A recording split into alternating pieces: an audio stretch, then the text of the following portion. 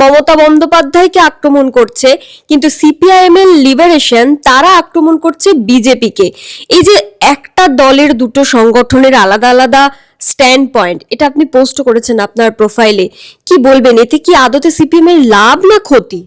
এইটা উত্তরটা দেওয়ার আগে আমি একটা অন্য কথাতে যাই।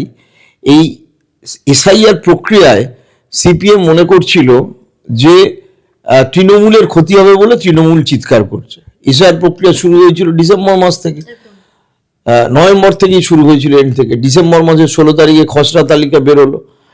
এইবার বেরোনোর পরে খসড়া তালিকা তো বেরোলো, তারপরেও যখন তৃণমূল এই কথা বলছিল, আমরা বলছিলাম, যারা বাস্তবে গ্রাউন্ডে নেমে করছিল, মতুয়াদের উদ্বাস্তু নেতারা বলছিল, বহু লোক বলছিল যে ধরে ধরে হেনস্থা করা হচ্ছে, নাম কাটা যাচ্ছে। সমস্ত খবরের কাগজ, সমস্ত টিভি চ্যানেল অত্যন্ত দুর্ভাগ্যজনকভাবে সিপিএমের, মানে আমার যেটা খারাপ লাগছিল যে গণশক্তি পত্রিকায় একদিন হেনস্থার খবর বেরিয়েছিল, তারপর আর বেরোয়নি। অথচ মানুষের সাথে মানুষের পাশে থাকাই তাদের কথা। এবং তারপরেও যখন এই হিয়ারিংয়ে রেগুলার লোক মারা যাচ্ছে, তখনও তারা একইভাবে বলে যাচ্ছিল। এবং সিপিএম তো আসলে কেউ নিয়ন্ত্রণ করে না। সিপিএমের মুশকিল হয়েছে এখানে একটা, যে তাদের হয়ে যারা কথাবার্তা বলে, তো তারা সমস্ত বোধবুদ্ধিহীন কিছু লোক সোশ্যাল মিডিয়ায় বলে। আজকে আমরা যখন এইখানে কথা বলছি, অর্থাৎ আজকে মঙ্গলবার, এখন সন্ধ্যে 7টা বাজে, 3 ঘন্টা মাত্র আগে আমি এই ফোকাস করে দেখাতে বলবো, সিপিএম রাজ্য কমিটি একটা পোস্ট করেছে ফেসবুকে, তাতে বলছে 2002 ভোটার লিস্টে নাম থাকার পরেও হিয়ারিং কেন? নির্বাচন কমিশন বিজেপির দালালি বন্ধ করো। এতদিন বাদে, এতদিন তাহলে দালালি করছিল না?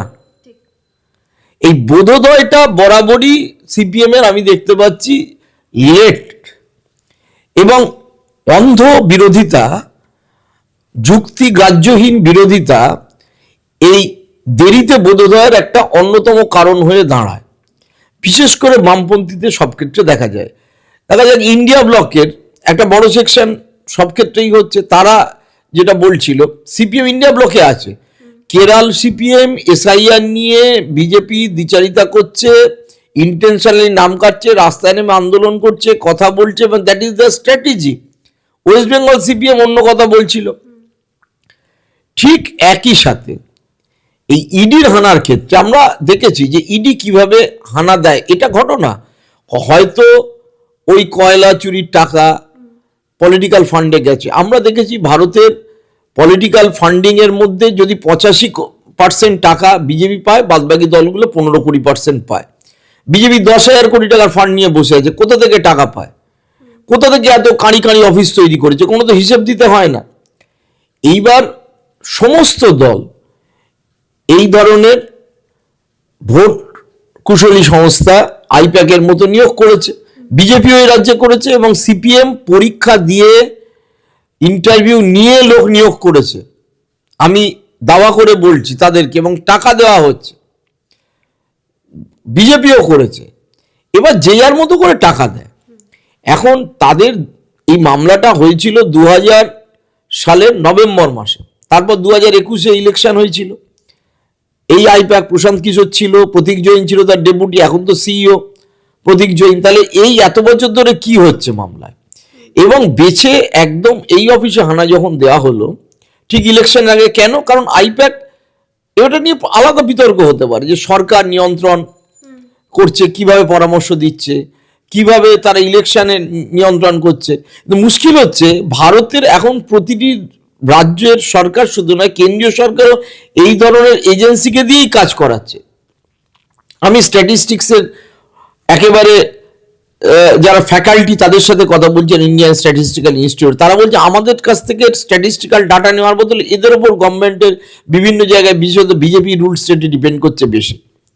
তো যে কথায় ফিরে আসি, তো আমরা দেখতে পাচ্ছি অরবিন্দ কেজরিওয়াল বলা যাক থেকে শুরু করে গোটা তামাম ভারতে এই ইডি হানাটাকে গোটা ব্যাপারে এর মধ্যে ইউজ করা হয় পলিটিক্যাল ভেন্ডেটার কারণ। এটা সিপিএম নিজেও মনে করে।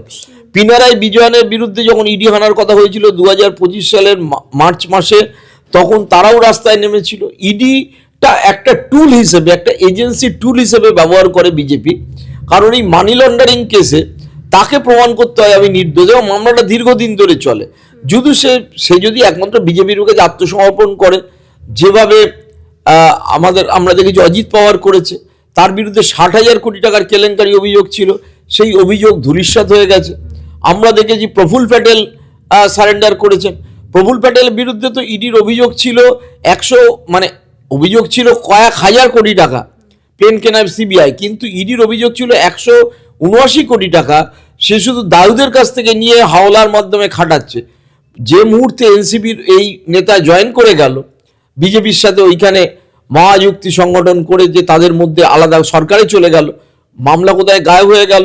আমরা দেখেছি ইডি সিবিআই কিভাবে হেমন্ত বিশ্ব শর্মার পাশে বসেছিল, এবং হেমন্ত বিশ্ব শর্মার কে বলা হয়েছিল অমিত শাহ গিয়ে 2014-15 সালের প্রেস কনফারেন্স করে ইলেকশনের সময় বলেছিলেন যে ভারতের ইতিহাসের সবচেয়ে ভ্রষ্ট নেতার নাম হচ্ছে হেমন্ত বিশ্ব শর্মা।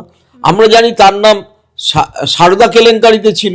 2015 সালে যোগ দিল, 16 সালে মন্ত্রী হলো। তখন আবার যখন অমিত শাহ গেছে 16 সালে, আমার মনে আছে একটা প্রেস কনফারেন্সে অমিত শাহ বলছে ছড়িয়ে না ও বাদ হো গিয়া মামলা।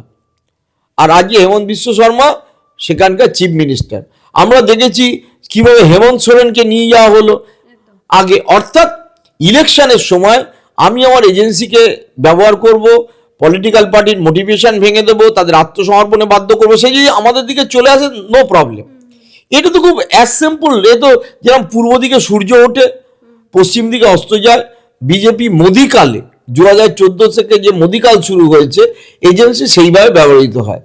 এই যে PMLA অর্থাৎ মানি লন্ডারিং কেসের prevention of money laundering act, PMLA, এই কথাটা মানি লন্ডারিং অ্যাক্ট, তাতে শত্রুঘ্ন সিনহা পার্লামেন্টে প্রশ্ন করেছিলেন মোদি আসার পরে মোদিকালে কতগুলো মামলা হয়েছে, 6,000 কত সামথিং কেস রেজিস্টার হয়েছে, ইডি করেছে মোদিকালে আপ টু 2025 সালের অক্টোবর-নভেম্বর মাস পর্যন্ত, বোধহয় অগাস্ট মাস, জুলাই আগস্ট পর্যন্ত।